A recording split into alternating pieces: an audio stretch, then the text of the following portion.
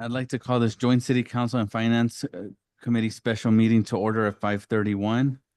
Roll call please for city council. Here.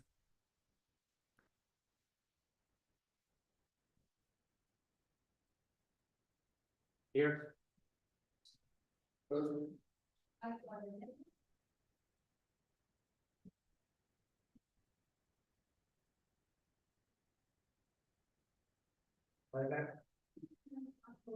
Present. Present.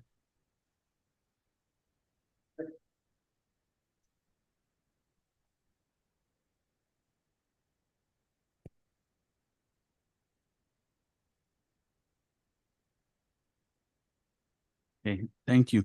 Roll call for the finance committee, please. Here.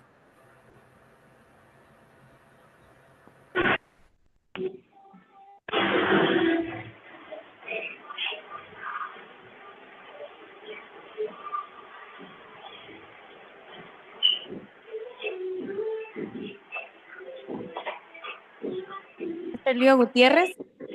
Here. Can you hear me? Yes, sir. Thank you. Yes. Mr. Adam Shea? Present. Ms. Elisa Watson? Mr. Pete Cordova? Mr. Michael Valdenegro? Mr. Luis Pedrosa? Mr. Alejandro Martinez? And City Manager Ana Urquijo. Present. Thank you. you. Item number 3, persons wishing to address the council or the finance committee in writing or verbally on any item. not on Mayor? the agenda. Mayor, sorry to interrupt. This is Dania Acosta. I'm present via phone. Thank you. We have Mayor Pro Tem Acosta on the line at 5:33. Thank you. Item number 3, persons wishing to address the council or the finance committee in writing or verbally on any item not on the agenda. Do we have anyone? Ms. Andrade? Finance? Okay, item number, at this time, is if it's okay with the finance committee, I'll be suspending the finance committee meeting to then discuss and on the approvals of the resolutions that we have for council, and then we'll resume afterwards. Item number 4, discussion decision on approvals. Item A, resolution number 25-1668, a resolution of the mayor and council of the city of Douglas, Cochise County, Arizona, authorizing the execution of design services contract to Stantec Consulting Services, Inc. for proposed city of Douglas water, wastewater, and broadband conduit design agency permitting bid and contractor selection support for the West Douglas Utilities expansion, James Ranch Road between State Route 80 and LPOE located in Cochise County, Arizona. Mr. Fitzgibbons, can you address the amendments to the resolution first, please? Yes, Mr. Mayor, thank you very much. The only thing that was added since you received your packet was to section 1, the last clause after land port of entry, comma. We added, provided Stantec executes the city standard professional services cooperative purchasing agreement. This is just an agreement. Anytime we're using a cooperative purchase agreement, that we have our vendors or people sign it. Essentially, it's just make sure that certain local things are there, such as Cochise County and things like that. It's standard that we haven't signed, Mr. Mayor. So I just wanted to add it to the resolution. Okay, thank you, Mr. Fitzgibbons. Mr. Rockwell? Yes, this is the continuation of the infrastructure from city of Douglas to the western view port of entry. We're about to go to construction with the first phase, which is the infrastructure along State Route 80. Now, this is going to continue the infrastructure to the south, and mostly in alignment with the James Ranch Road. It would take us to the parcel that's the new port of entry. So there's quite a bit to this. I couldn't pull up the full proposal for that we got from the consultant. I reviewed it carefully, and it's covering all the things that we need to do on that.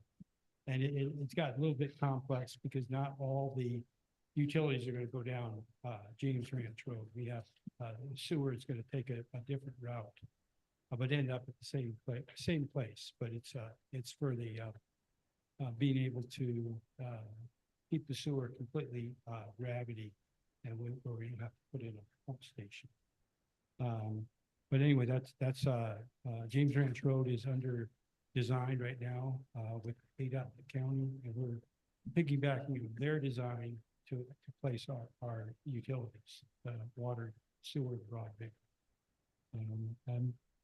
Don't know if you need any further clarification, but ask me questions. If I can't answer them, I think Louise can help you on this particular project. Right, thank you, Mr. Rockwell. May I have a motion to approve resolution number 25-1668? Mayor, Mr. Montaño, move the mayor and council approve resolution number 251668. do I have a second? Second.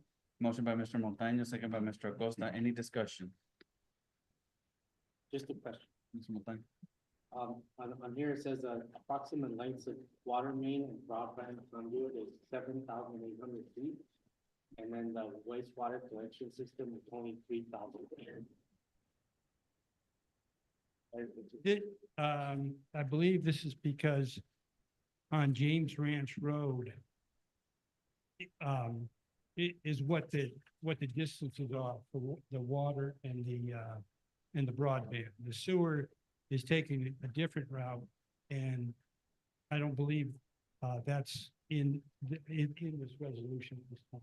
Is that correct, please? Mr. Mayor, members of council, that's correct. The sewer line will be coming from the city limits, take a turn south on Kings Highway. Then it's gonna go west along south of Puzzy Ranch Road and meet about halfway of James Ranch Road and then head south to the port of entry. Therefore, we're only looking about 3,000 feet of sewer line along James Ranch Road. We're not going from the top of the highway all the way down to the port of entry side. No, it's from the south of Putney Ranch Road down to the port of entry, while the water and the conduit will be coming from the SR 80 all the way down to the port of entry site. So it's just as Mr. Rockwell explained, that route for the sewer is to avoid a pump station. It's basically going to give us a gravity sewer line there. Any other questions, discussions? Mr. Shelton? Has the money been appropriated yet? Everything concerning the port of entry, the road, and sewer, and I'll defer that to Luis. Mayor, Councilmember Shelton, no, we're not fully funded yet. We actually got a probable cost estimate today of the entirety of the west infrastructure. That includes a well site, a booster station, reservoir tank, all the lines underground for water and sewer, conduit, all of that's gonna go out to the, not just the port of entry, but out to Cochise College. We're looking at about $49 million.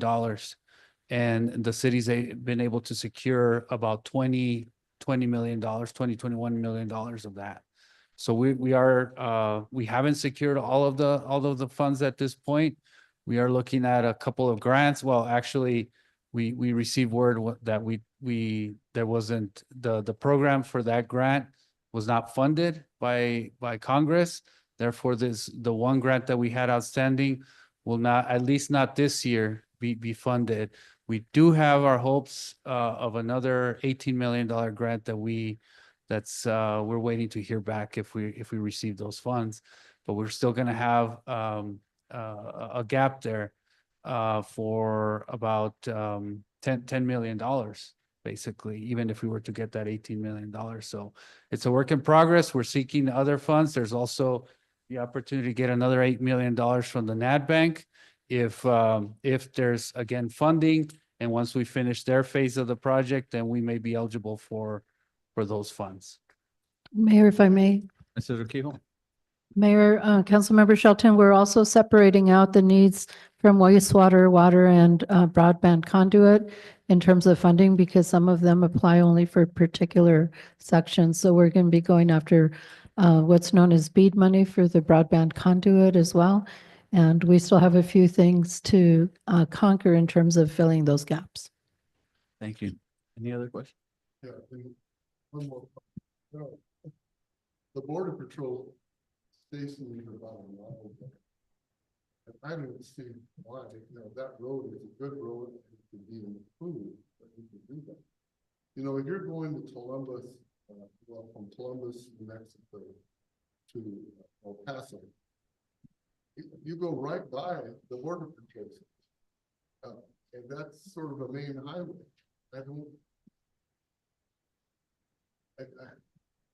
We went to Congress, or whoever we need to talk to, I don't see why we couldn't improve that road. It goes to Highway 80.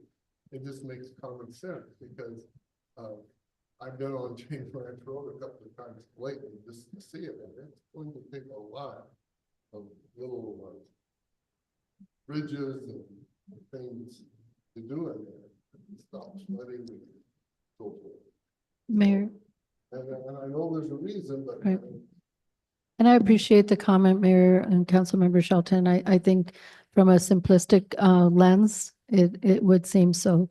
We've been working 3.5 years on the process to even build a connector road or get through it with all of the environmental, the design concept reviews, all of the public hearings. And we're just at the point where, we're ready to move on that. So to start that all over, I think those were all comments taken in during the public process as well. But the funding we're speaking of today is not for the connector road. It's for west infrastructure of water, wastewater, and broadband conduit.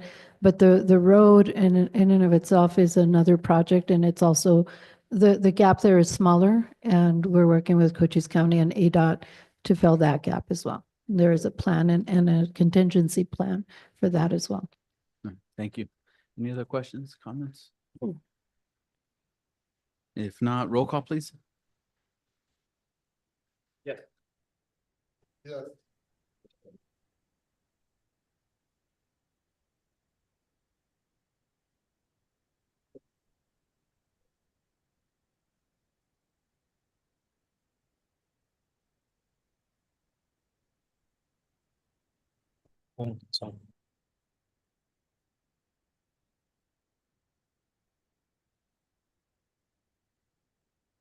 Yes, motion passes. Item B, resolution number 25-1669, a resolution of the mayor and council of the city of Douglas, Cochise County, Arizona, approving the acceptance of a grant agreement with Rural Community Assistance Corporation, RCAC, as the sub-guarantee of the USDA Rural Community Development Initiative, RCDI grant, authorizing the city to participate in the RCDI partnership to designate a community coordinator. Ms. Villalobos?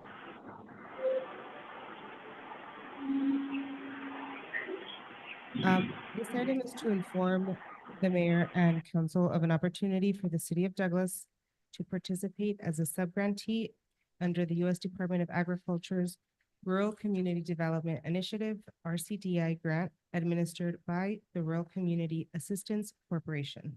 Through this partnership, the city will work with RCAC over a 3-year period to build internal capacity in economic development and entrepreneurship support. As part of the agreement, the city will receive $45,000 over 3 years to support the work of a designated community coordinator who will serve as the point of contact and lead the implementation of the program locally. I can take any questions if there are. Thank you. May I have a motion to approve resolution number 25-1669? Mr. Acosta?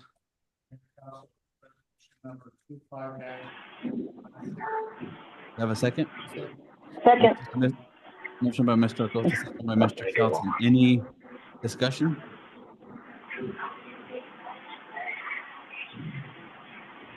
Mr. Montaño?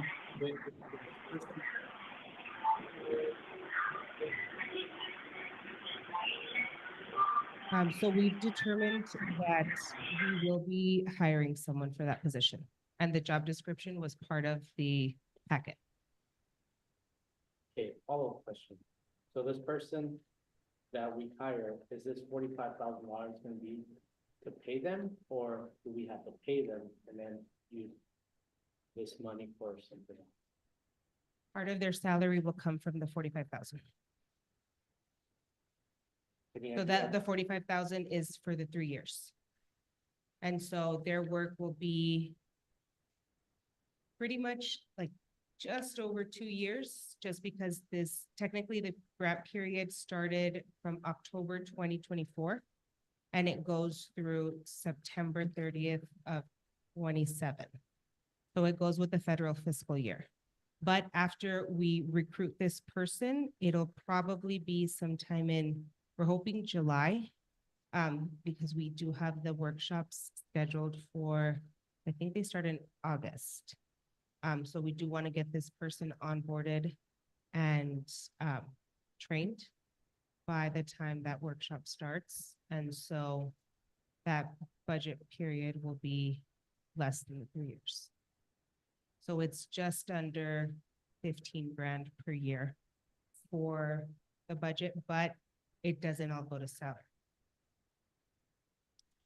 Mayor? Mrs. Urquijo? Mayor, Councilmember Montaño, I refer to this type of position as a business navigator of sorts.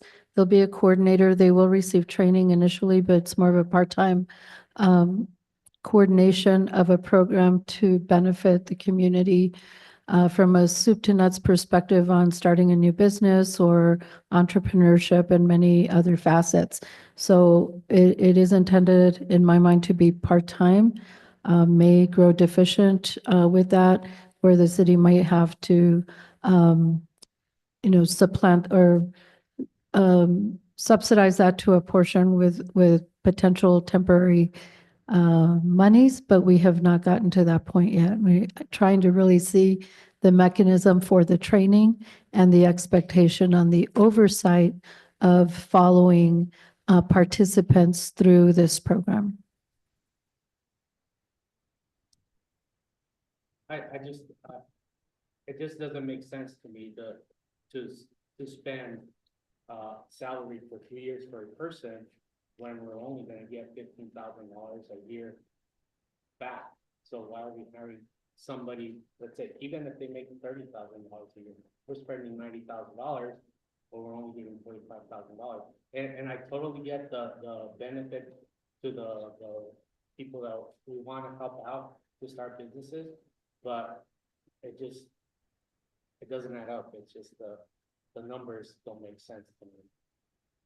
Councilmember Montaño, the intent isn't to necessarily hire someone and cover the rest of it. We have to kind of see it through to see if that's even necessary, but it's intended to be a part-time overseer of a project. And that's what we're trying to roll out. What I specifically asked for it to be a separate person, because already we're so overwhelmed with staff to wear another hat to coordinate a program. We also would not have those resources and just absorb it into a salary line, which will not, it's very hard to identify that difference. So we're going to accept the program and identify as we move along the requirements of the capacity needed to oversee the coordination.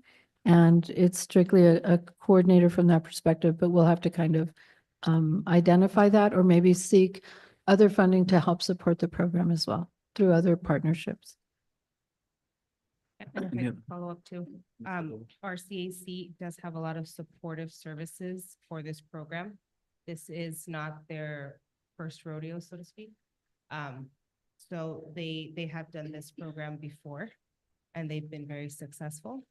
So they are very supportive in what they provide. And they're going to help us with the coordinator, getting that person onboarded, making sure that they are building that capacity so that it's minimal impact on our organization, because they also understand that we have limited capacity as well. Thank you. Thank you. Any other questions? Mayor, I have another Mr. Acosta? question about that.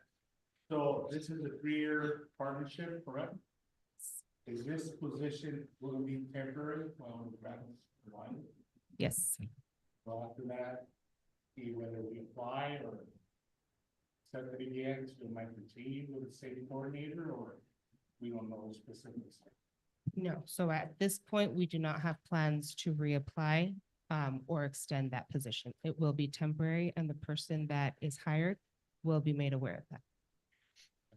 Final questions. So this will be- No, this is going to be up to 20 hours a month. So Thank you. at this point, it'll be a lot of front heavy work. And then as the workshops progress and as we hold those workshops, the work is expected to sort of die down. So it won't be as much work. Thank you, Mr. One more thing. sorry. Mr. Montaño? Thank you for saying that it could be 20 hours a month. Now it makes sense. I thought it was gonna be a lot more than that. So thank you. Any other questions, comments? No discussion. Roll call, please. Councilmember Montaño, Yes. Councilmember Shelton, Yes. Councilmember Valdenegro. I see his phone is connected. Yes. Oh, Thank you. There he is. Councilmember Acosta, Yes. Mayor Pro Tempore Acosta.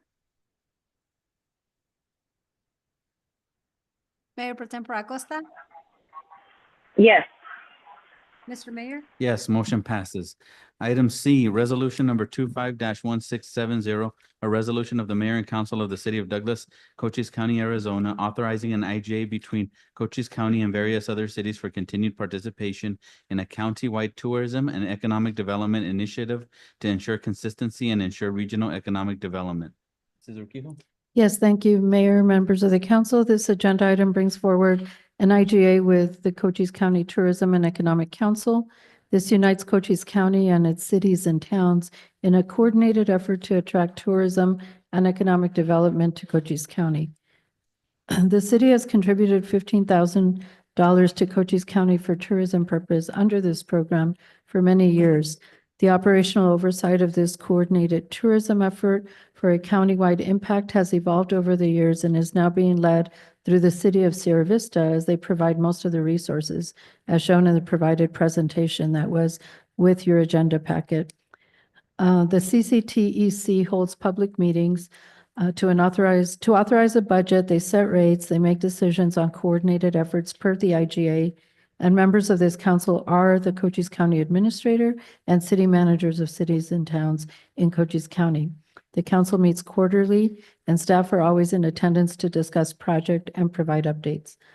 Douglas is at the table for these important discussions and will continue to work towards ensuring that Douglas remains relevant and provides strategic recommendations and support for Douglas's portion of coordinated efforts being discussed and promoted.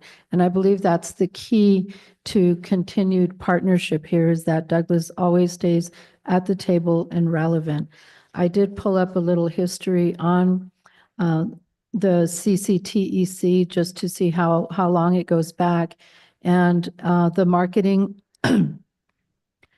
program also actually started in 1975, but was officially formed in 1980, also through an IGA, and it was the first regional partnership of its kind in the state of Arizona. The IGA still stands, linking Cochise County and the cities of Bisbee, Benson, Douglas, Sierra Vista, Tombstone, and Wilcox together for cooperative regional marketing efforts. Funds are provided through contributions from each municipality and Cochise County, and officially a destination marketing organization. The agency takes advantage of Arizona Office of Tourism matching grant for rural DMOs, which extend the advertising funds by approximately $40,000 per year. So I, with this resolution, recommend that we continue in this effort, and just making it a point that I will oversee to ensure that Douglas is relevant and at the table so that we are represented well. Thank you. May I have a motion to approve resolution number 25-1670? Mr. Shelton. I'll go with Mr. Shelton. Mr. Mayor, I move that the mayor and council approve resolution number 25-1670. Do I have a second? Motion by Mr. Shelton, second by Mr. Acosta. Any discussion? I'll just make a quick comment. After speaking with Supervisor Gomez, one of the concerns was when we were in there advertising, it wasn't even a photo of Douglas. It was a photo of Bisbee. So as long as we can get the oversight of our city manager, making sure that not only is Douglas relevant in the discussion, but also one of our, at least we have something from our community in the advertisement, that would go a long way. Any other comments, questions? Mr. Mayor, Mr. Acosta? I truly understand that this is vital for our community as we are in the process of, Douglas is gonna change your piece. And I know the revitalization of downtown is gonna be a big part of our tourism industry as we start making changes downtown. I think this is vital. I know that we have, like stated, it was some advertisement. And I know we have a billboard coming in from Benson. And I know I mentioned this to the manager before, it'd be wise. And maybe when we talk to you, Mr. Mayor, we need to have more advertising. But not right when you turn off from Benson to Douglas. I think we need to go past Tucson, between Tucson and Phoenix. Because that way it kind of makes it think, okay, where's Douglas? It's always bothered me. They ask, where are you from? We're from Douglas. Well, where's Douglas from? Where's Douglas at? Oh, it's right next to Bisbee. Oh, I know where Bisbee's at. We want to change that. That change of mind needs to come, and I think this is vital to continue. And I think we are in the forefront. Good things to happen regardless of this. Thank you, Mr. Acosta. Any other comments, questions? No other discussion. Roll call, please. Councilmember Montaño, Yes. Councilmember Shelton, Yes. Councilmember Valdenegro, Yes. Councilmember Acosta, Yes. Mayor Pro Tempore Acosta, Yes. Mr. Mayor. Yes, motion passes. Before we begin item number 5, I'd like to resume the Finance Committee meeting. And item number 5, presentation and discussion. Item 8, a budget presentation for fiscal year 2025 through 2026. Mr. Martinez? Thank you. Mayor, members of the council, Mr. Chair, and Finance Committee members. As we embark on a new fiscal year, our budget approach remains centered on seeking efficiency in our practices, but with a more guarded and strategic perspective. We knew going in that we had some challenges, and we will provide that detail in our presentation here today. We recognize the importance of maintaining a steady course as we anticipate growth across all facets of our organization. And this is a time to hold firm, carefully managing our resources while remaining hopeful and optimistic about future developments. Our focus over the next fiscal year will be on sustaining the momentum of our careful planning from the last 3 years, ensuring that we are well positioned to capitalize on opportunities as they arise. By maintaining a balance between prudent resource management and strategic investment, we aim to build a robust foundation that will support positioning Douglas for future growth. As we navigate this period of anticipation, we remain committed to fostering an environment that encourages innovation and resilience. Our efforts will be directed toward enhancing operational efficiencies, optimizing processes, and continued focus on strengthening our capabilities. Together, we will continue to work towards a future that reflects our shared vision and aspirations, confident in the knowledge that our careful planning today will yield significant benefits in the years to come and align with Mayor and Council's Vision 2032. In short, we prepared this to be very much a hold our breath kind of budget year. A few components are still pending, and we remain positive and are confident of this budget recommendation. The budget team is strong in their expertise on the mechanical components of the budget tools and beyond. And those tools that we use they are a solid asset to this process. The team will assist me today in walking you through the slides that are in your packet. And they all correlate to my fiscal year 25-26 recommended budget memo dated 5/22/25. This memo may be modified once we are still waiting to hear from the state on state shared revenues. So we will modify the memo if we're able to by the time we have our tentative budget and perhaps even before our next meeting if we meet next week. Thank you. With that, I'll pass it over to our city treasurer to begin the presentation. Good evening, Mr. Mayor, members of the council and the finance committee. The first slide that I'm going to take you through is our cash balance. Keep in mind, this is a snapshot or a picture of that day. This is as of 5/19. We have our general government cash balance is 20 million or was 20,347,909. Out of that, almost 16.7 million are restricted, which means they can only be used for a specific purpose. I'm not going to go down that list. I just want to bring your attention to our policy reserves restrictions. One is our 45-day operating reserve. That one actually went up because it's based as of the previous year's expenditures. Our emergency capital reserve of 2.1 million, that is a reserve that we have set aside in case there is an emergency capital need during the fiscal year that we did not plan or budget for. Maybe a fire engine going down or something of that sort. That would have to come to mayor and council. And then our debt reserve, that's 12 months of our debt service, which is almost $3.3 million. So again, that money is restricted. That's 82% of the 20 million are restricted. So that leaves us with our fund balance after restrictions of 3.6 million. The city manager's floor or staff floor that we've set aside is 2.5. So that is our unrestricted fund, cash fund balance should not go or dip below 2.5 million. So that truly leaves an unrestricted fund balance of 1.160 as of 5/19. Any questions on this slide? We're going to talk more in depth about what our plans or our recommendations are with that $2.5 million floor and also the 1.1 unrestricted fund balance. If I may ask, Mr. Martinez, is there any negotiation on that 2.5 million? Like, is there a purpose why it's 2.5 million? Could it be 1.5 and invest $1 million in the community?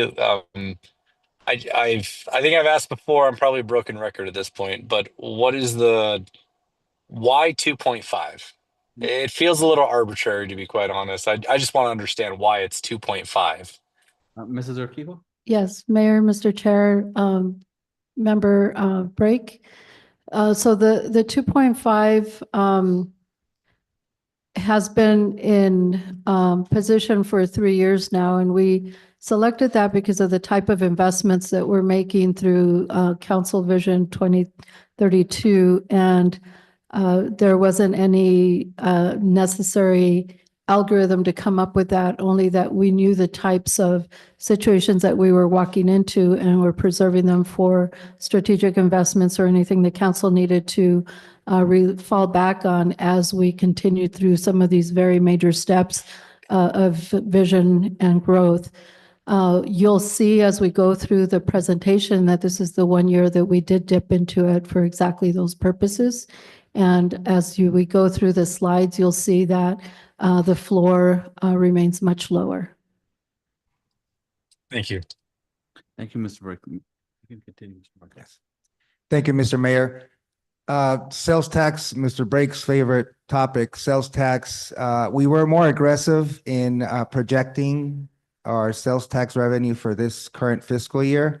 And sure enough, our sales tax is pretty much right at pace of our budget projections. We're, as of the month of March, we're at 0.4 over budget projections, or $30,652.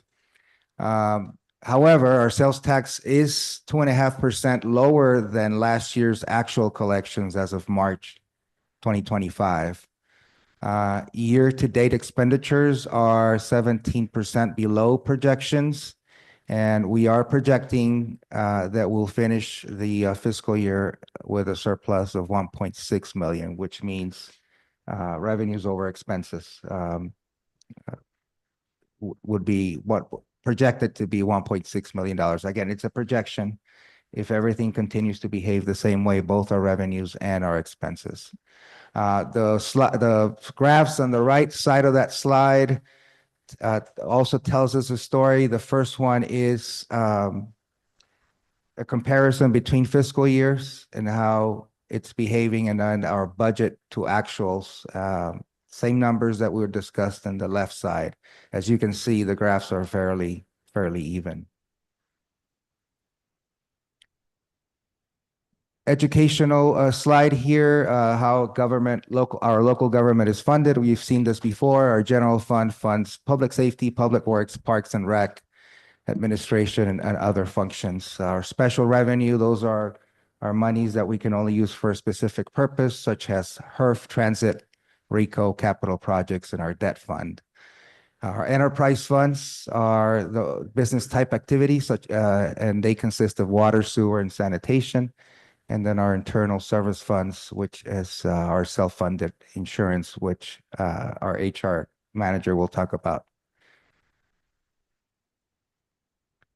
So for fiscal year 26, some of the revenue highlights.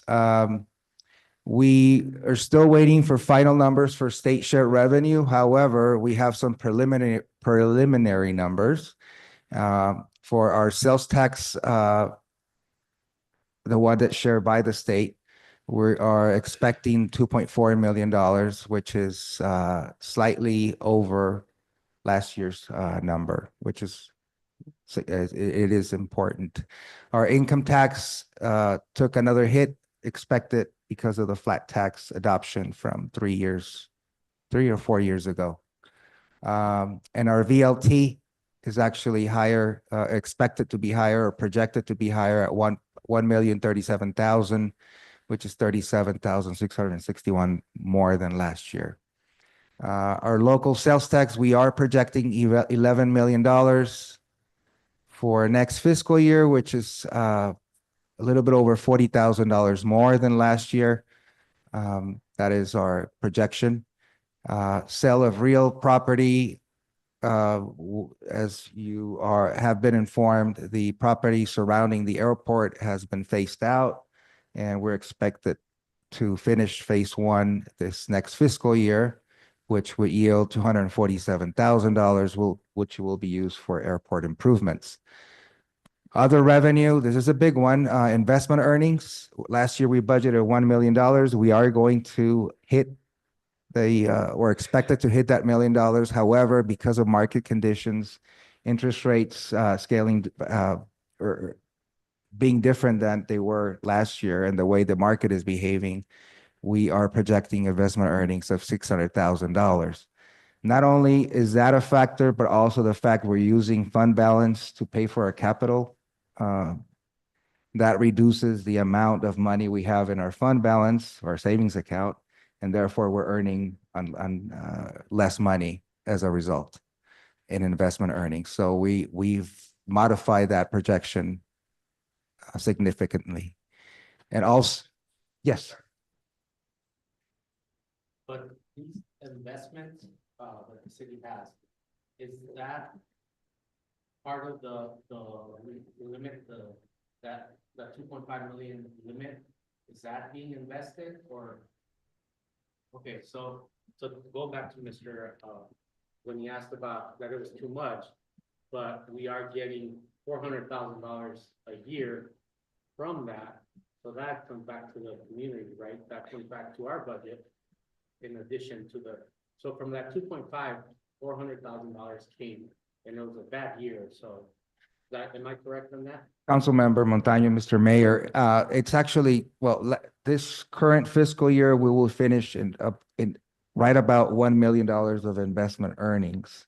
The $400,000 you might be referring to is the hit, so the reduction of that projection for this next fiscal year.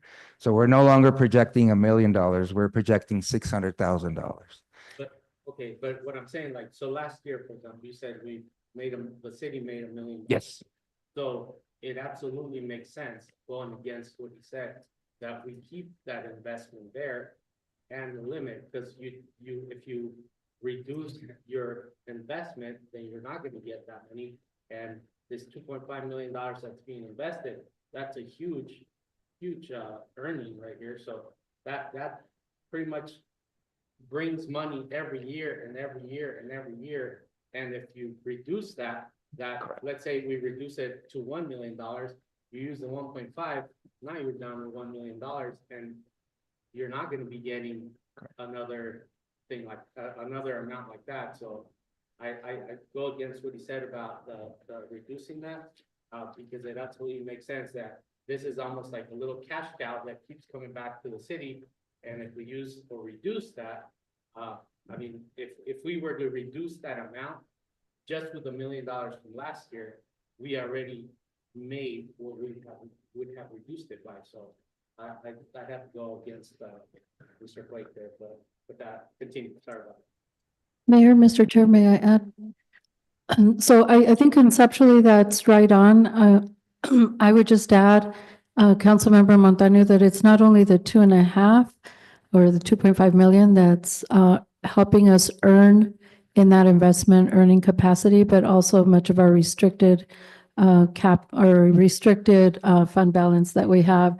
So which is overall 20 million. But yes, the more we cut from our fund balance, the less investment earnings we will have. And that hits us especially with the market fluctuations and the interest rate loss. So conceptually, you're right on. Just wanted to expand it beyond the 2.5. Thank you. If I may ask a question about that the earnings from those we receive as revenue and then used to cover expenses, or are those earnings reinvested back into the same account, so to speak? Like the money we earn from the investments, do we receive that as revenue, or do we immediately turn and reinvest it in the same account? Mr. Brake, Mr. Mayor, the money goes back into the general fund revenue. Okay, so that's good then. Yes. Hey, maybe we increase it then. You go. Let's raise the floor. Our, just an added note, our enterprise funds also have their own fund balance, which is also invested, and they also earn investment earnings, not as much as the general fund, but that's also a consideration. Okay. Mr. Martinez, can you elaborate on the airport improvements? What we're looking to improve that on? Yes, so Or there's, is that gonna be later? No, Yeah. that's later. No worries. yeah, it's actually, we have a slide specific to the airport, Mr. Mayor.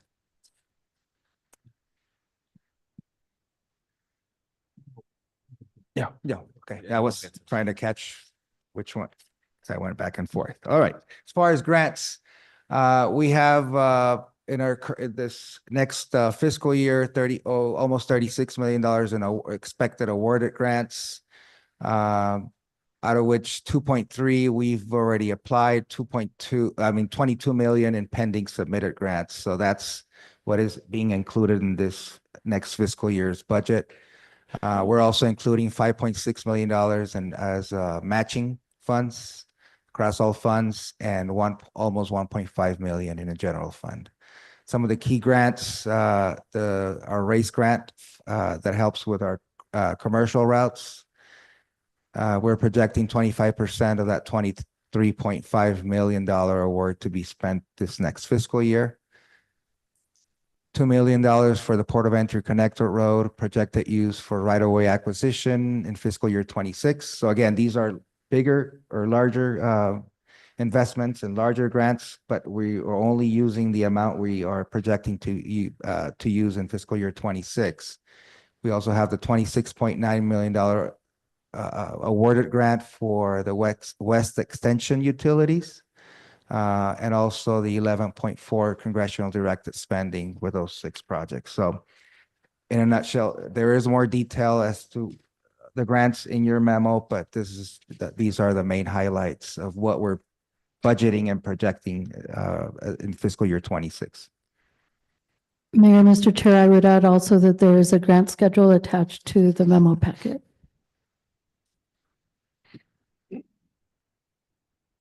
So some of the notable changes in our expenditures for this next fiscal year, overall, the general fund expenditure shows a decrease of almost 10%. This is mainly due to the decrease in transfers to capital projects and HERF, a reduction to demo and historic preservation line items by $150,000. Our debt retirement of police cat decrease of $115,000. We've exhausted that lease payment, and then reduce reserve line item amount by $39,000. Most departments experience an average increase, however, of 6.5%. Our court co-allocation agreement increased by $26,671 or 12%. That is part of the agreement we have with the county to run our court. Our transit subsidy this year is projected to be $180,723 in the proposed budget. Some of the other major expense increases include operations and management and recreation for special events. There's an increase there of $156,087. That's to attract more special events to our community. And there's also increases in the animal shelter by $140,089. Again, there's more detail on your memo and subsequent attachments, but these are some of the highlights. With that, I'm going to hand this over, unless you have any questions, to our HR manager, Rocio Garcia Pedrosa, who will take us through the rest of the presentation, or the next few slides, sorry. Thank you.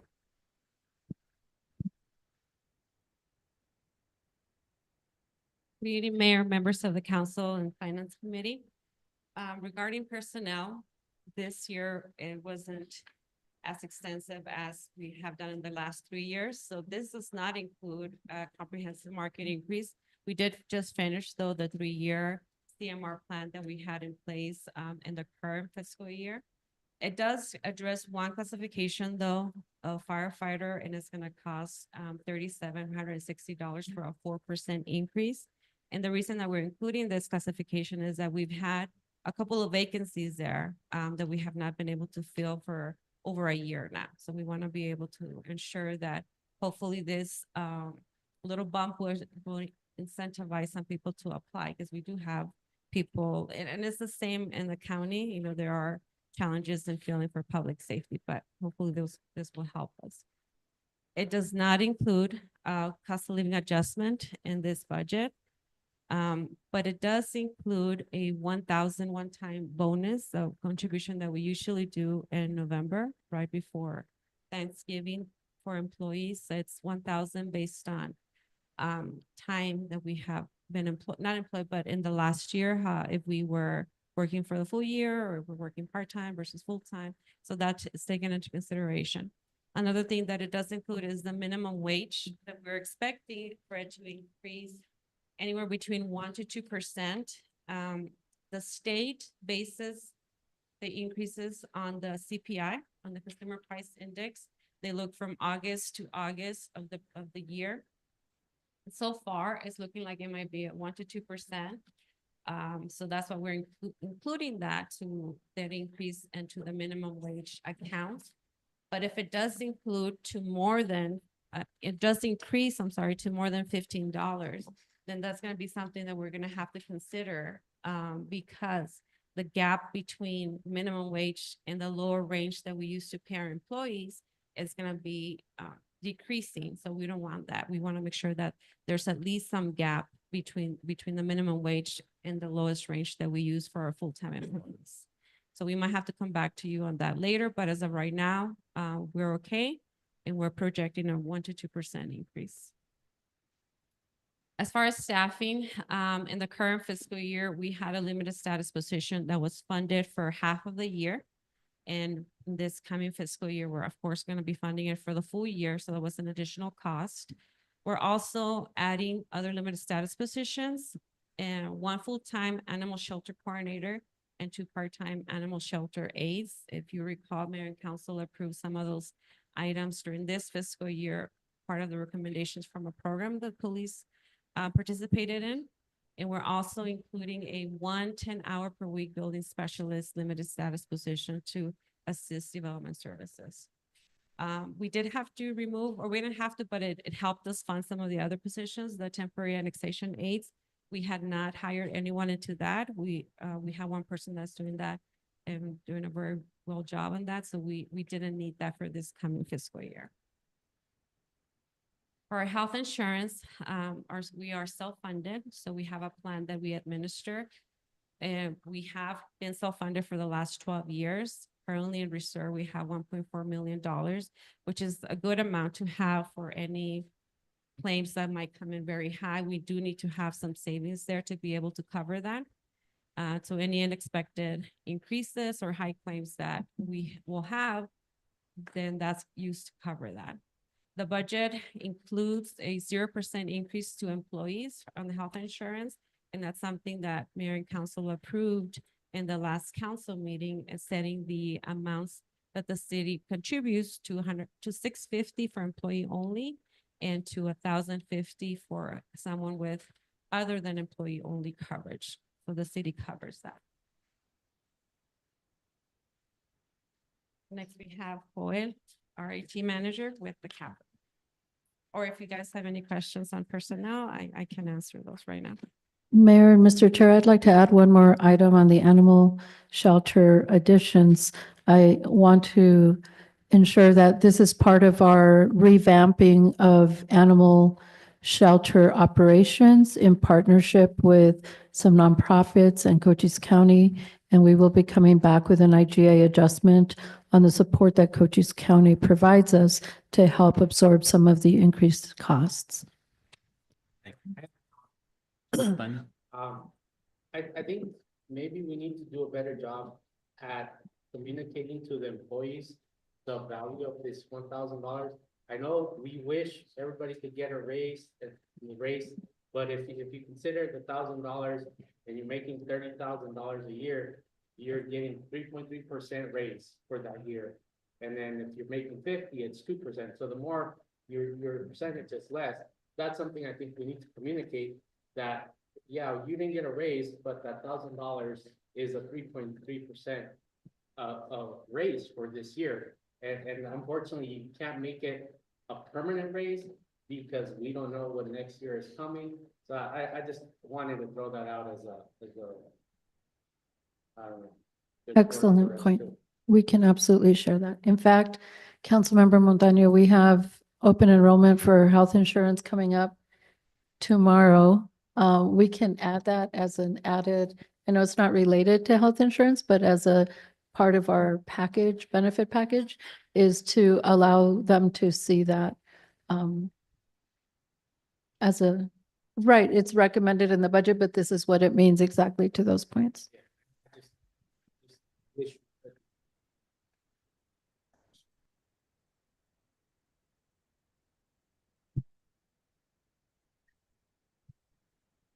Well, tonight, we're going to talk a little bit about capital projects, CIP. Then usually it's a question about how these lists come up here in the screen. Well, I'm going to just do a brief how the process works on that. Usually, well, what happened is it's a team effort. We work together to come up with a list.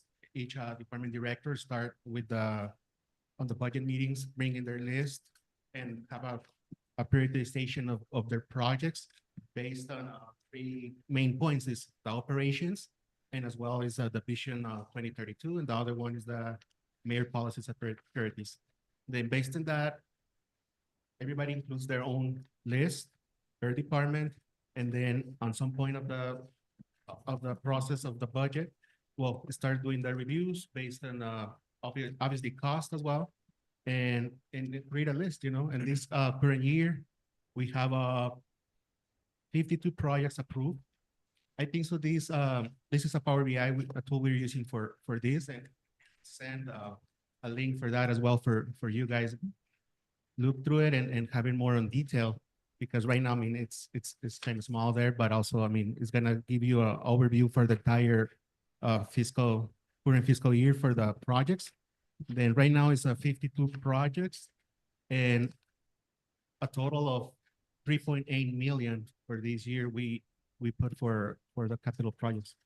So, Mr. Camacho and Mayor, Mr. Chair, and council members and committee members, you also have a schedule, I believe, in attachment 1B to the memo that shows our prior carryover and new capital for the year. But the nice thing about this tool, and I will send everyone a link, is can you just demonstrate, like if you push or select a drop down on any one of those, how it's a live feature, and the attachment here that you have before you doesn't go into all of this detail.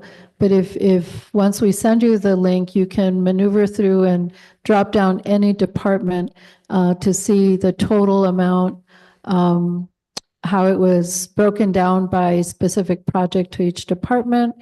And then there's 3 columns on top that's the current CIP status for this year, the new requested amount for CIP 26, and then the approved amount for the new budget. So I just wanted him to kind of demonstrate that when we get the live link in your email, you could take more time to kind of drill down and go through a lot of the background on that. So it's a very good interactive tool that we can use with department directors along the way as well to kind of keep us current on what's happening. So continue, I'm sorry. No problem. And then if you see right now here is 44 projects is being completed of the 52 for this at the end of the fiscal year. Then I think so this year has been really successful because we're gonna just carry over 7 projects and for different circumstances, timeframes.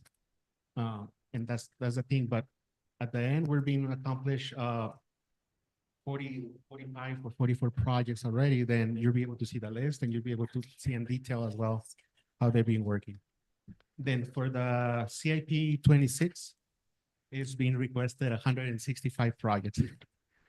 Then, but the difference this year is we only have a 575,000 for the capital. But even that, I mean, you can go and click in each individual one or per fund.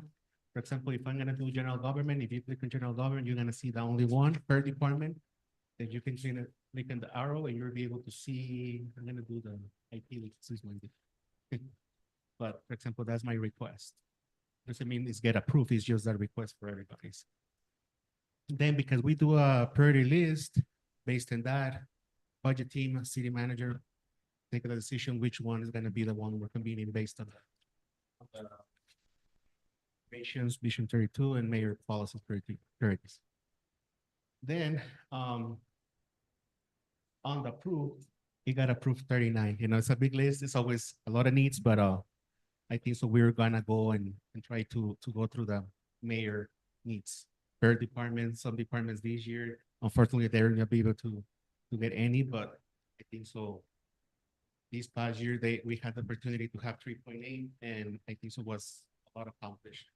Then if you go here, well, this one I divided approved is on equipment, facilities, infrastructure, miscellaneous planning, vehicle. Then if you click on each one, for example, we go to infrastructure, you click and you're gonna have the departments. This one includes general fund, enterprise funds as well. Then it's all the capital improvement projects on. So these dynamic tools, which will email you a link this evening, will correlate to exhibits 1A and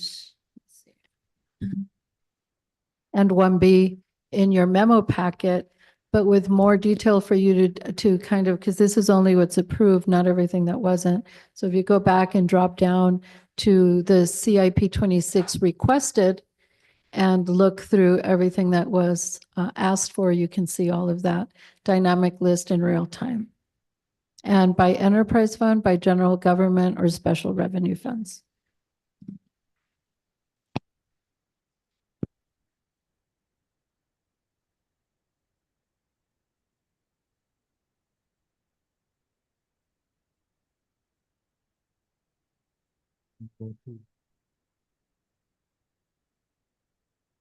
Thank you, Mr. Camacho.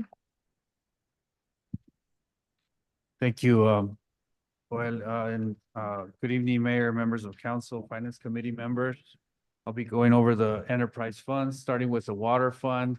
The highlights on the revenue side, again, projecting a 21,362 decrease. And also due to projected investment earnings decrease for this particular fund, despite a programmed it's actually year 5 of the programmed increases. Despite of that increase, we're still overall projecting a decrease due to the investment earnings.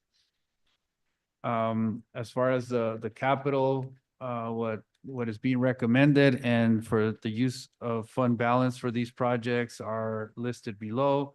Quite a few projects, again, well 14 rehab treatment. We still have a grant out for that, we haven't received a response. It's been more than 2 years with that grant there. So we're still keeping that matching component there for that well 14 rehab and treatment facilities for that.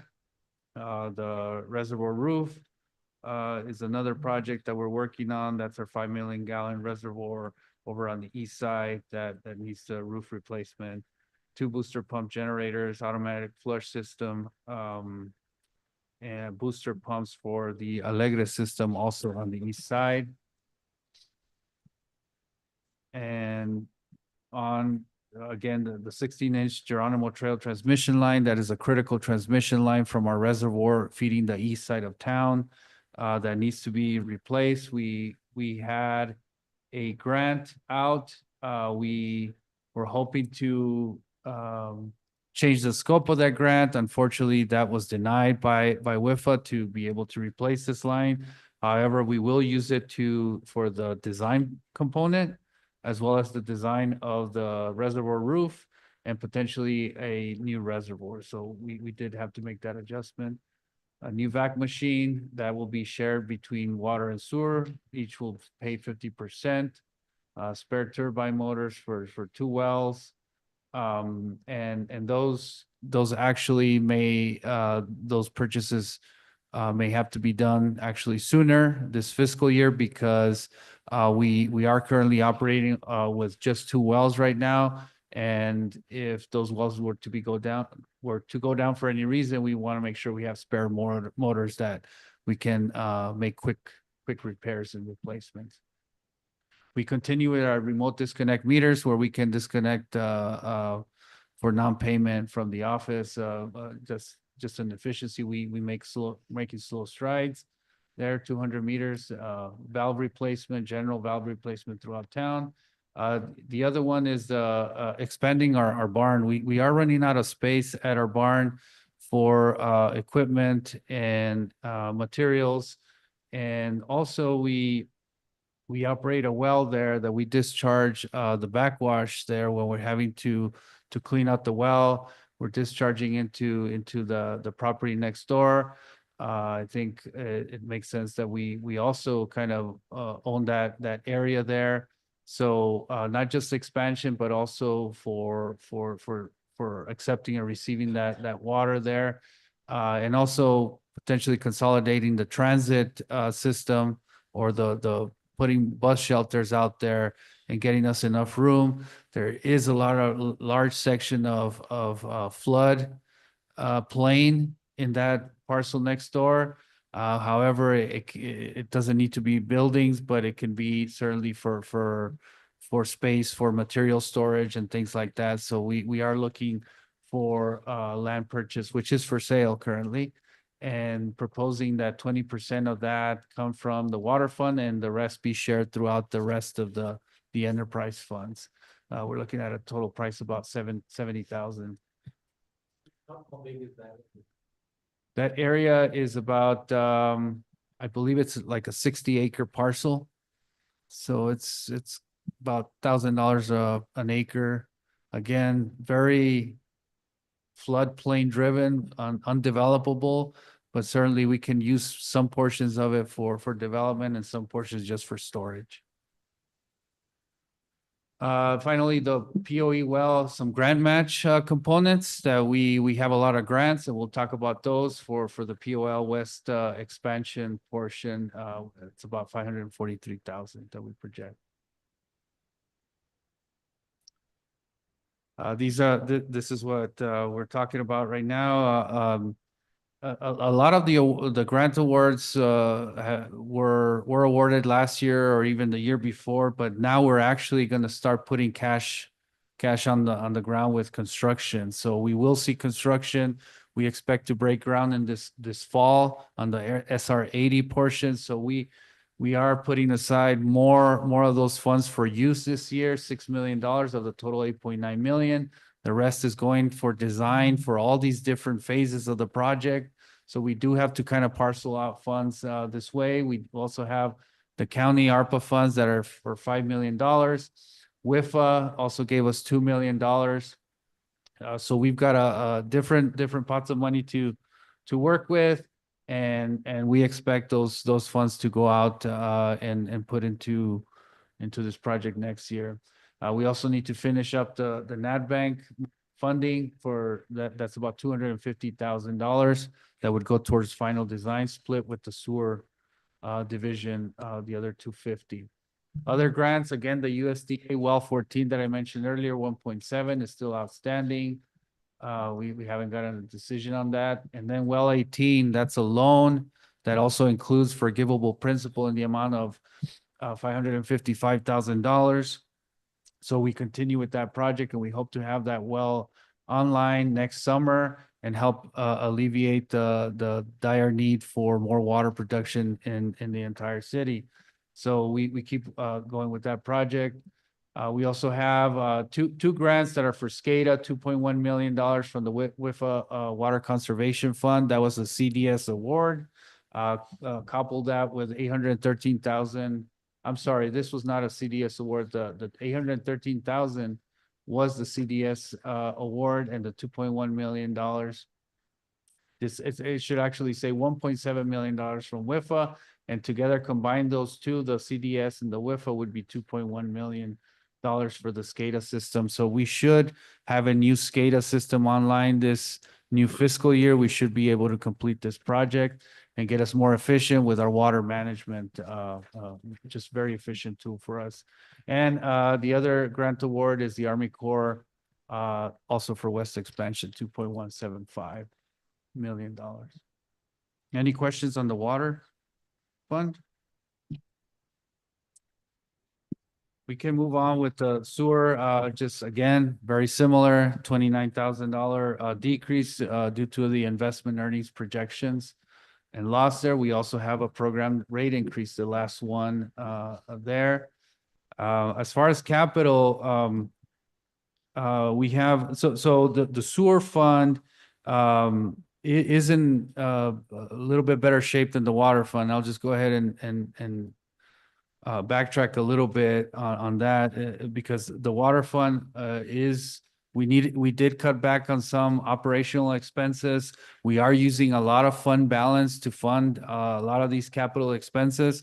So we also put in there that we're not just for water, but for sewer is another rate study to really catch up our rates. Once again, we did this study about 5 years ago, and certainly that was before inflation hit us really hard. And we are just having a hard time keeping up with expenses in our water funds, and increasing costs and different capital needs coming forward is really guiding us to get another study, analyze our rates, and see where we're lacking. Potentially, we can also look at our impact fees. Our impact fees is also something that we haven't looked at since probably 2008. That's the impact to new connections into the system, and assessing those costs.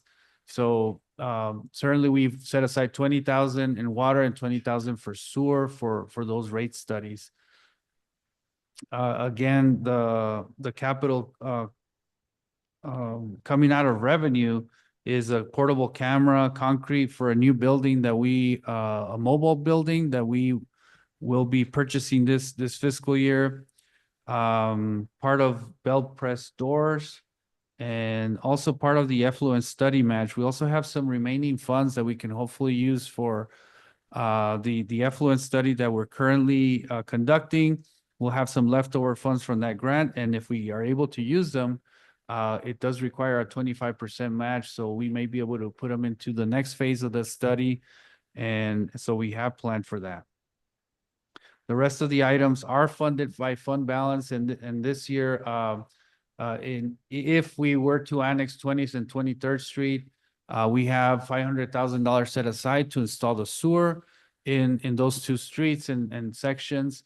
9th Street is also there, funding the portion from the city's responsibility per council direction. It's also contingent upon the investor partnership with the land sale of around the airport. So coupling that, we will be able to bring in the 9th Street folks into the sewer system. The Bell Press roll-up doors, where half will be funded by revenue and half by fund balance. The vac machine that I mentioned in the water fund, this other half not funded through the sewer fund. Again, that the land purchase, 20%. That was mentioned in water, and the vac truck. Our vac truck was approved this fiscal year. It was put on order in October of 2024. It's still not received. There's just a backlog. We expect to receive it this fall, so we do have to carry over those funds until we are able to receive that truck. So not sure where it's coming from, but it's taking a long time.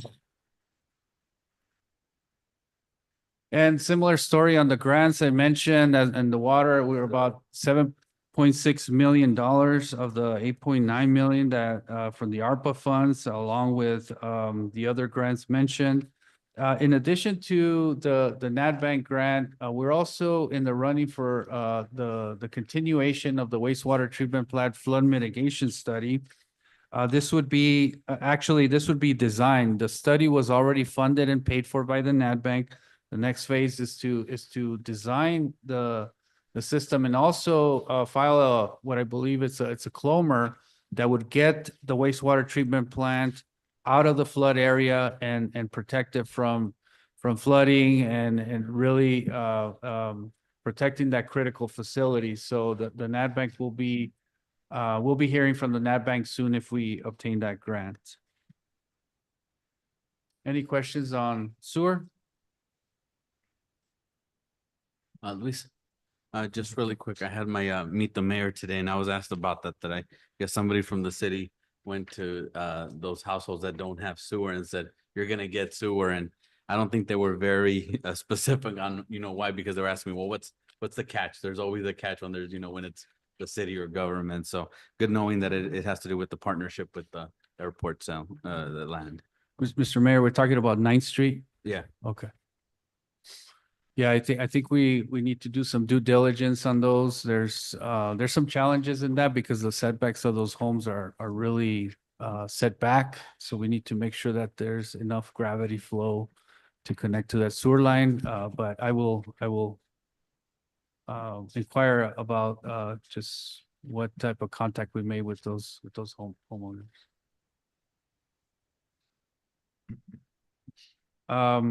Moving on to the sanitation fund, again, we mentioned this last year and the year before that this fund continues to struggle into being able to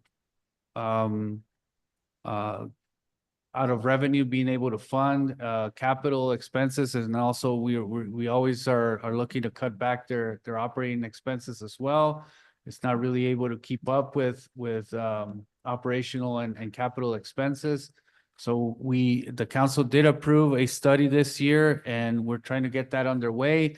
We may just combine it with the water and sewer study and get it all in one and probably get more efficiencies by doing all three studies at once and save some cost as well and time in doing them all together. So if we carry over that, we are recommending to carry over that funding.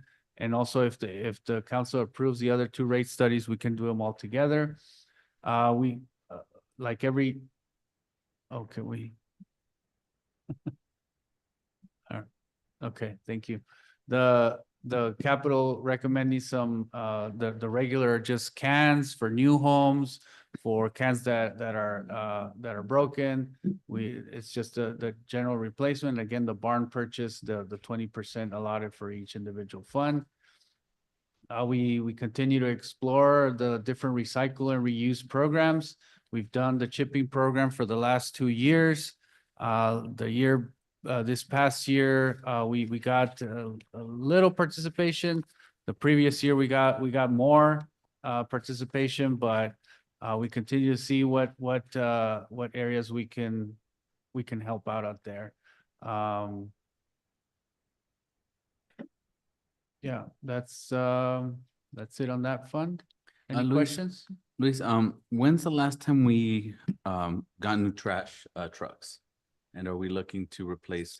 Because I know, I mean, there was a plan, I think, when it first passed to try to replace every like 2 or 3 years. Have we been doing that? Mr. Mayor, we asked that question from the supervisor. We're okay with trucks right now. I think he mentioned within the next 2 years, we will need to replace a truck. We're trying to replace them about every 7, 8 years. These are more industrial type of vehicles and diesel trucks. So yes, we do have a plan, but certainly we do need to plan ahead for those needs coming up in about 2 years. Yeah, and I mean, if we're gonna expand that way, it's gonna take more grind on them, you know, more usage when we expand out west. Thank you. Good point, Mr. Mayor.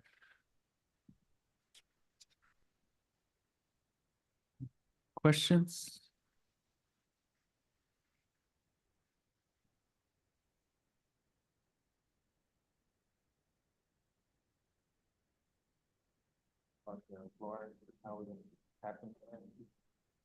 Yes, because I'll have them pull up that page of the memo. So Okay, let's got it. finish the.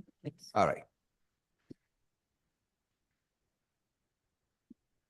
Okay, our special revenue funds, some of the highlights, these are funds that we have within our government structure that can only be used for that specific purpose.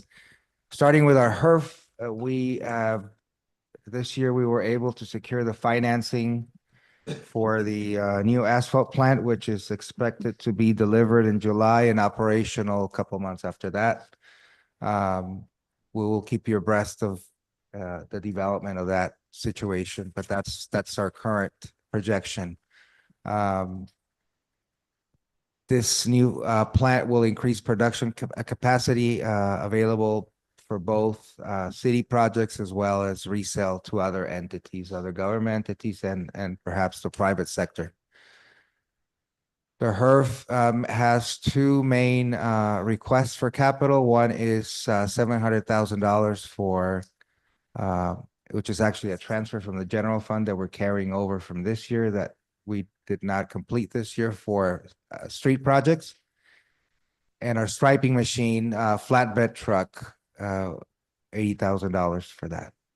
Mr. Martinez, I thought everything would have been included in the purchase, wasn't it? I know, and it included sort of the employee training and all the other materials. So this wasn't included, the striper?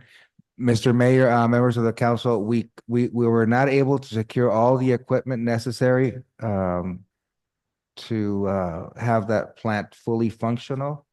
So there are some things, a couple of items that we could not afford about past the $4.5 million we secured in financing. Mainly the $80,000 flatbed truck. This is the one that we could not afford. Now, this could change based on whether, because we set aside some contingency for the installation of that asphalt plant, land prep, things of that nature. If we were able to save money on the contingency that we have set aside, perhaps we could use the financing to buy this equipment and not have to tap into this funding. And Mr. Mayor, Mr. Chair, the striping machine was included. This is the flatbed Yeah. truck for the striping machine. Okay, just wanted to clarify that.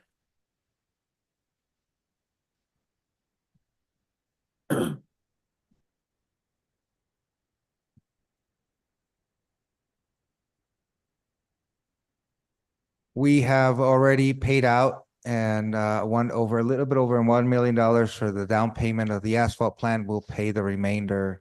Good segue because it talks about what we're going to purchase with this $4.5 million we borrowed.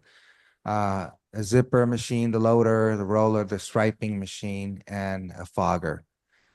If you have specific questions as to what those things are, I am not your person, but you can ask what each of those actually do. For fiscal year 26, again, we have the remaining balance in that asphalt plant.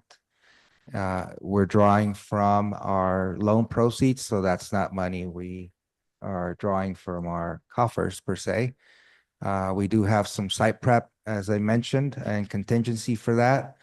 The dump truck bed and digital message board.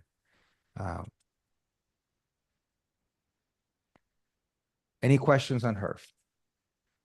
As far as our golf course, we are carrying over in the second slide of this presentation. We talked about money that is earmarked and cannot be used for any other purpose but that.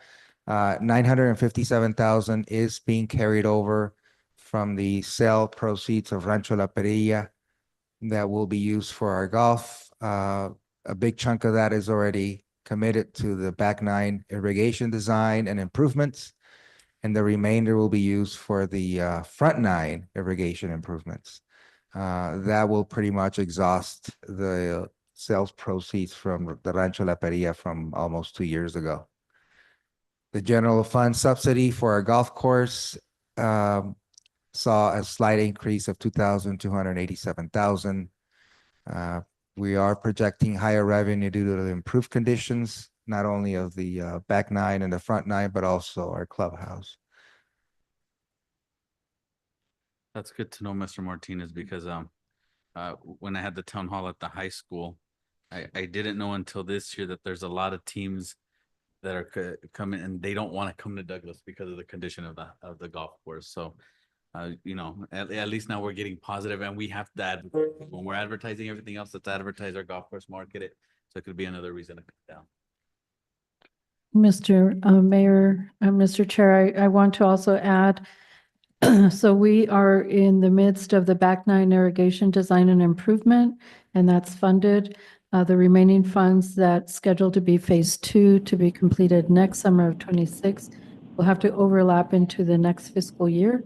That remaining fund that's set aside of almost 280,000 will not be sufficient for the front nine. But that's the strategy, is to be able to roll into a new fiscal year, but we're also seeking grants and ensuring capacity to be built into our budget if we're successful with grants. Sandra? Mrs. Acosta, go ahead. Yes, thank you, Mayor, and thank you, staff, for that information. I'm just want to make sure that I understand. The asphalt plant won't be operational because of, is it just $80,000 that we're short on to make it operational, or is there more? Mayor Pro Tem Acosta, Mr. Mayor, no, the plant will be fully operational with the funding that we currently have available. This is the request under the HERF fund for capital is for the truck to be able to use a striping machine. This will not affect in any way the operation of the actual plant. The equipment to do that, and the plant itself and the equipment is fully funded by our loan proceeds. Okay, and so does that mean that once it's up and running, we can start to address some of the areas of our streets that are in dire need?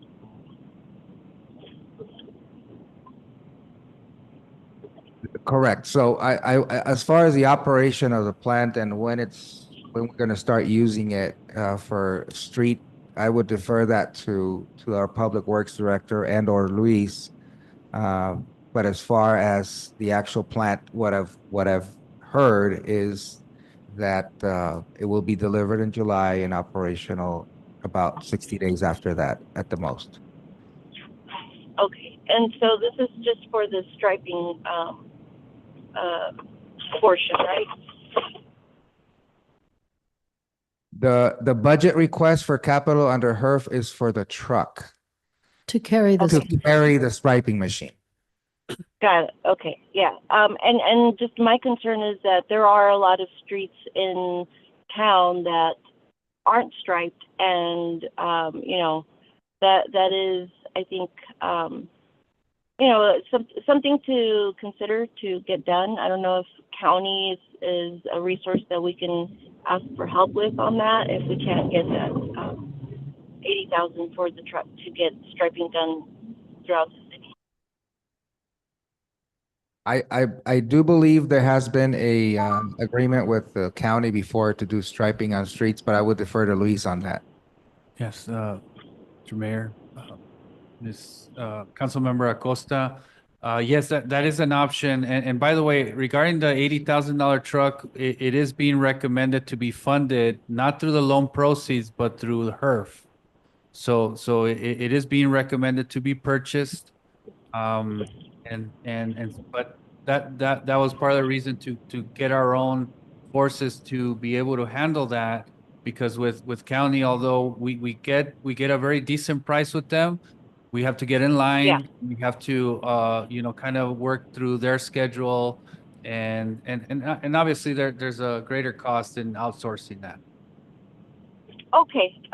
So I was just concerned that it wouldn't be funded and that we wouldn't have that striping, you know, to follow through with, you know, improvements in the streets.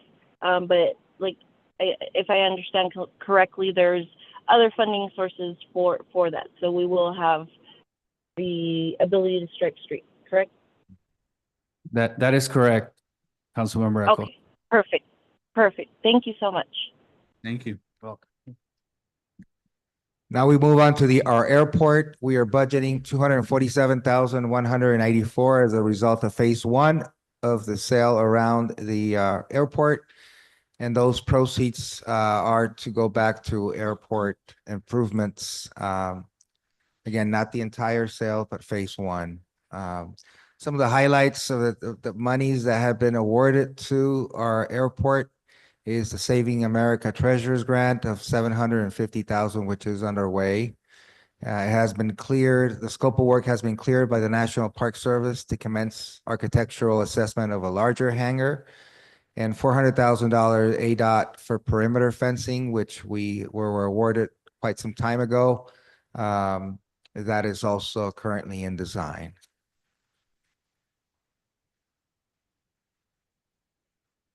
Our transit, we have a reduction in capital expense this year of $183,763 because only one bus has been requested, a 14-passenger bus. Last year, we got is that a typo? 42 passenger? Yeah, last year was a 42 more Okay. expensive. Thank you. So last year we received a 42 passenger bus requested. FTA grant was reduced by 152,000 as a result, which is requesting the 14 passenger bus.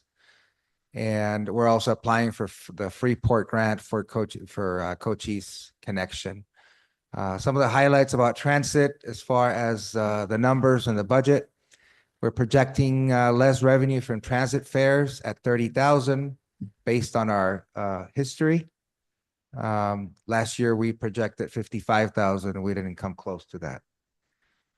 This budget contains a subsidy from the general fund of $180,723, which is a reduction of $36,000 primarily due to grant matches and whatnot. Subsidy slightly came down as a result of only needing a match for a smaller bus, like we just discussed. Requested a transit route study for finding efficiencies, working with ADOT on transit facility that includes new bus shelters at the Public Works barn.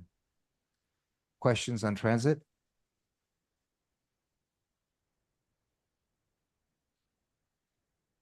Okay, so we do have our community funding program that we make available to community organizations and nonprofits for them to receive monies from the city.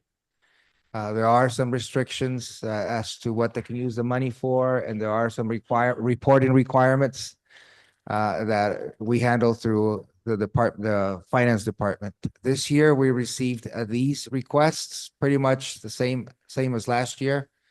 The Rotary Club requested $2,000 for a fly-in sponsorship support for that fly-in event, I should say.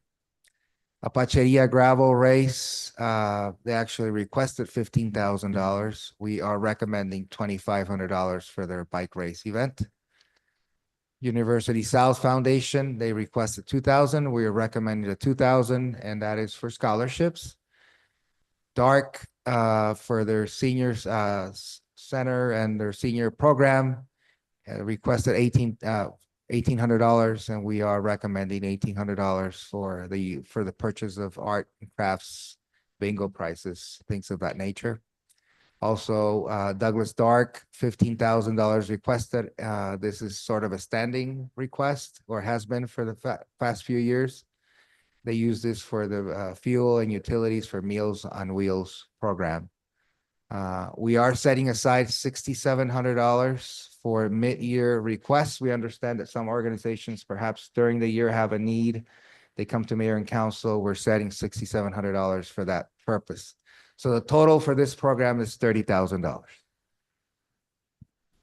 Mayor, Mr. Chair, I'd like to add also that, as you know, last year we went in excess of that amount through mid-year requests because we had areas where we could transfer and fund from at the approval of mayor and council. Don't have a lot of cushions. This is a tight year, but we do always make this a fluid program and allow for mid-year requests. And we just have to assess them as we go and see what our condition is at that time. Just as a suggestion, because I know that there was a lot of requests early on, and then it just drains the money by the end of the year. Maybe doing them in cycles like other organizations, maybe, fall, spring, and that way it sort of evens out. I don't mind the arts and crafts, but when we get into prizes, maybe this year not a big deal, but what if we have some nonprofits that say, well, we want to bring in the community, we want to give out prizes to incentivize them to be a part of it. I mean, we could be getting into maybe, like small little things, but then, we want $500 for Xbox. We want $500 for all this stuff. So, I would just be careful on that. It's the seniors here, so it's not a big deal, but sort of those requests for prizes, we could be subsidizing, just so they could be incentivizing them to be a part of that instead of helping out the community. But just as a suggestion. Mayor, Mr. Chair, another idea. I recently had a request from a senior citizen to increase programming for evening events. And perhaps we work with them also to refocus that on additional programming. We can certainly make that attempt.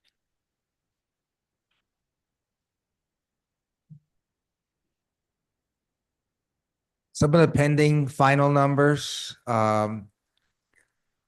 One is our liability insurance premium.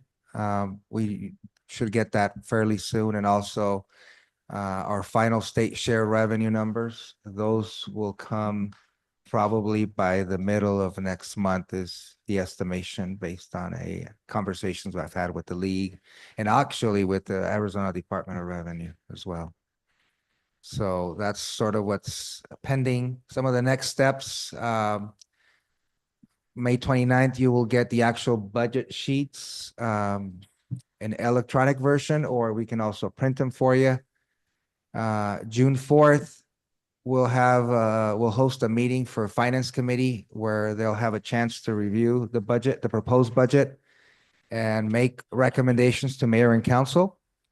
The following day, we will have a second review of this proposed budget, as well as the feedback we might have received from the finance committee the night before. And then the tentative, May I interject right Yes. there, please? Just a pause. I'd like to just propose that the June 5th meeting that's scheduled here, it's really just there if mayor and council prefer to have that. In past years, we've done both. It's really, I'm going to leave that as optional for mayor and council as a work session based on availability, and if needed, we remain available to do one-on-ones as well to go through deeper dives. okay. So that is, again, that is the option. And we added this meeting last year so that by the time we do tentative adoption, some of these questions might have been answered. But again, it's completely optional at this point. June 11th is our tentative budget adoption. That is when we set the spending cap for the next fiscal year. We go through our legal process and disclosures and displaying, if approved on June 11th, we go through the legal process of posting this budget and make it available for the public. And then on July 9th is our public hearing and final budget adoption. So between June 11th and July 9th, we cannot go over the cap we set on June 11th. However, monies can still be moved around based on mayor and council's desires and recommendations. So those are the next steps. Before we finish, we would like to bring your attention to page 8 of the budget memo. And Ms. Urquijo will go over, we talked about the $2.5 million floor and how we may have to tap into that this fiscal year and what it's going to be used for. So, Ms. Urquijo. Thank you. So it's the section titled Use of Unrestricted Fund Balance and Minimum Unrestricted Fund Balance.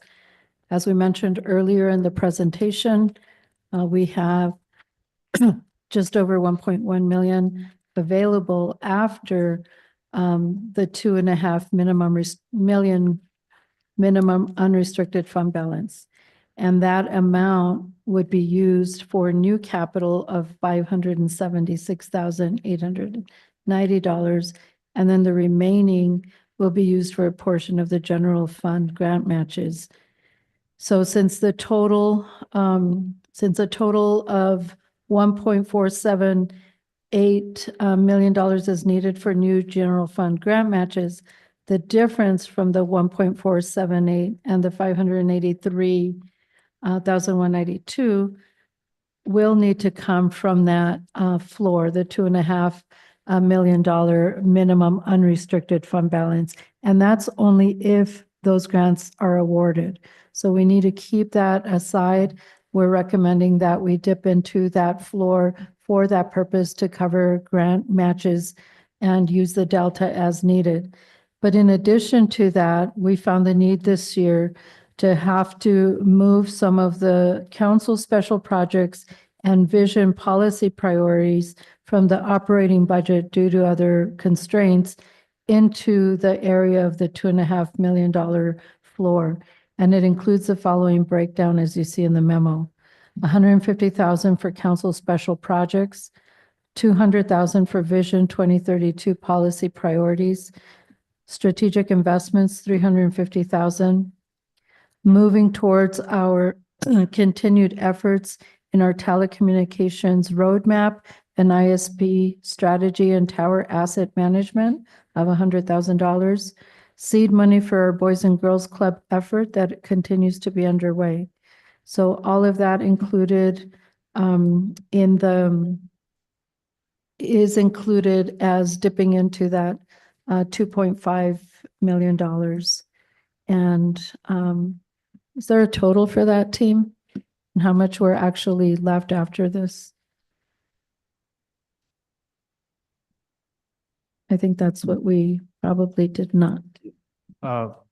Urquijo, the total of those bullet points is 1.895 million.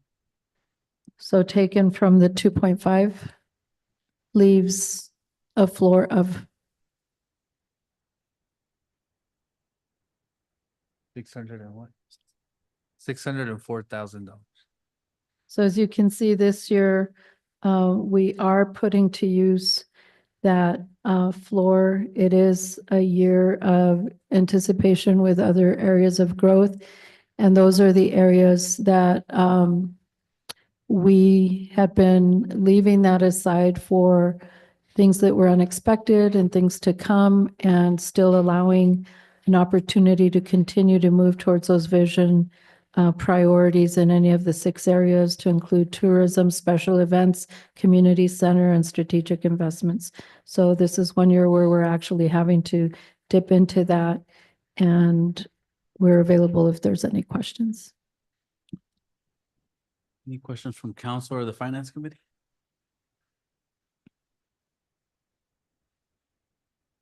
Mayor, Mr. Acosta? first and foremost, I'd like to thank staff, city manager, and the finance committee on the presentation. Very, very transparent. The numbers are there. I think, they've done, an amazing job.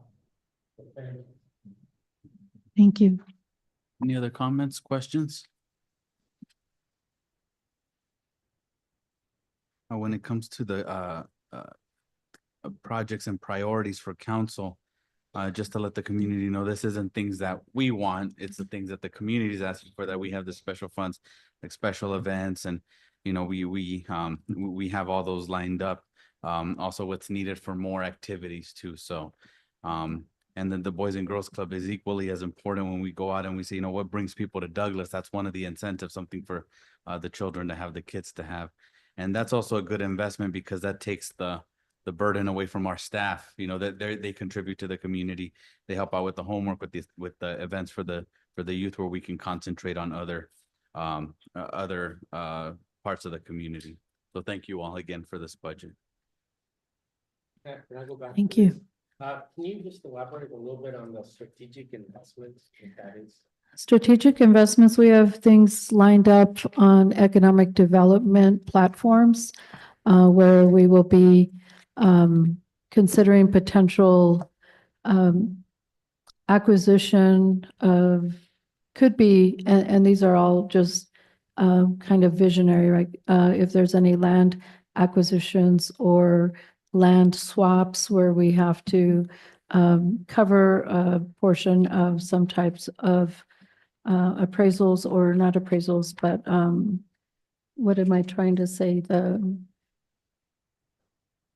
Not the valuations, the land legal descriptions, surveys, thank you, land surveys.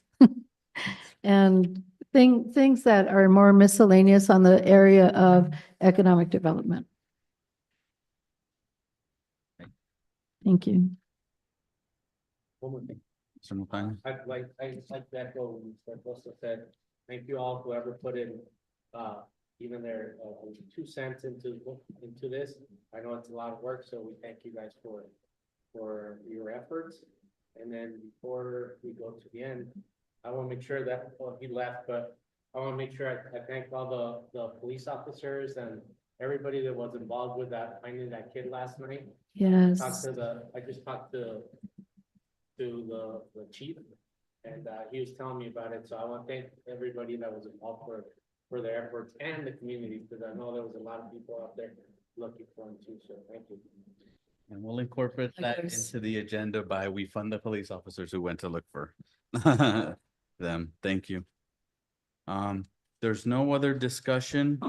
I'd like to, item number 6, sorry, adjournment. Do I have a motion to adjourn the city council meeting? I make a motion. Mr. Shelton, do I have a second? Second. I'll give that to Mrs. Acosta. Do I? All in favor to adjourn the city council meeting, say aye. Aye. Aye. Ayes have it at 7:16. Do I have a motion to adjourn finance committee meeting? A motion by Mrs. Watson. Do I have a second? I second it. I have a second by Mr. Gutierrez. All in favor, say aye. Aye. Aye. Aye. Ayes have it also at 7:16. Thank you all. Thank you, everyone. Good night. Have a good night.